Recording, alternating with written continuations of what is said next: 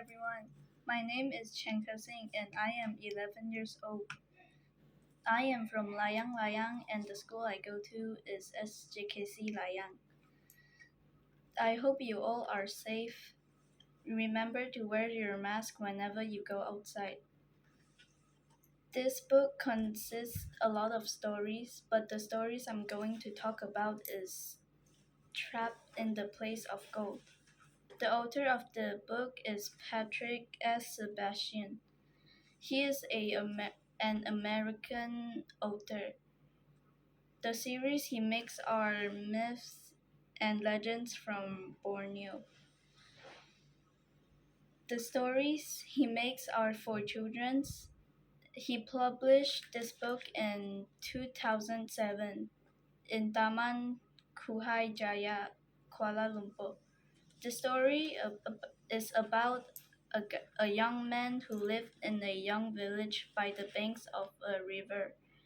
It was surrounded by hills, which was covered by thick emerald forest. His name is Sandaran Bulan. He was friends with a lot of animals, especially birds. He also loved the plants and the trees. He was not rich, but it doesn't bother him much. One time he was walking around the woods and he saw a swallow with a broken leg. He took a very good care of it until it can fly again. After a few days, Sandaran Bulan wanted to see the swallow again because he have never taken care of a swallow before until now. After a week, the swallow came back with a pumpkin seed. Sandaran Bulan took the seeds and planted them in a open space in front of his house. When the pumpkin is ripe, he took a parang and sliced it open. He was shocked to see glittering gold and shining silver coming out. Sandaran Bulan was amazed, wondering what to do. He is now a rich man, but he still helps people in the village. His fame spread far and wide. During this time, there was another boy living by near the village. He heard about the fame and wanted to do the same. He became greedy.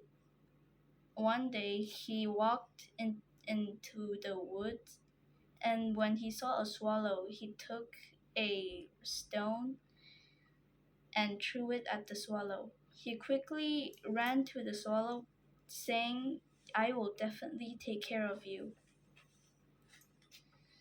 said by the greedy man. He ran home and took a very good care of it as well.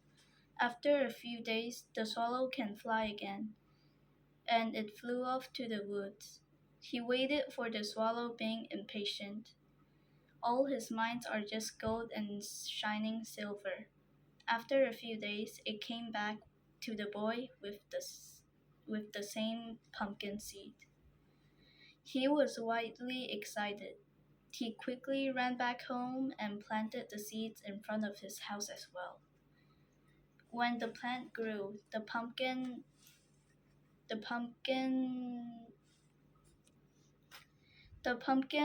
was appeared among the leaves. When the pumpkin was ripped as well, he quickly took it and ran inside of his house. He locked the door and the windows because he did not want anyone else to see the treasures of his pumpkin. He took a big parang and cut it open. He expected to see gold and silver, but to his surprise, an old man walked out of the pumpkin and smiling at the boy, asking him, "You love gold and silver so much, don't you? Follow me. I know a place full of glittering gold and shining silver." The boy looked down and couldn't see anything. The pumpkin tree withered and disappeared. Before long, they were finally at the moon. The boy was shocked and trembling with excitement. He collected as much as gold as he can.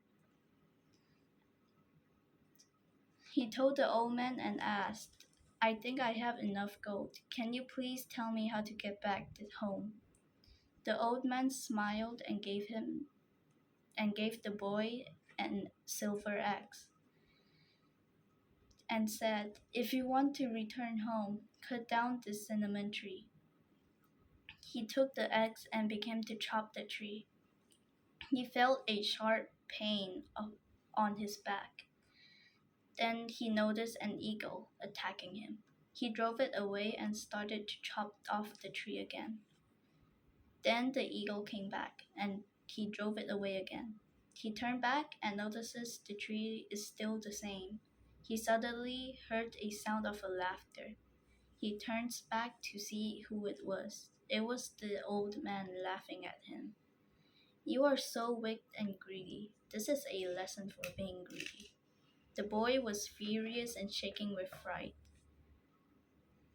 I will cut down this tree and take all these golds. Until today, he is still trying to come back to earth and be a powerful rich man.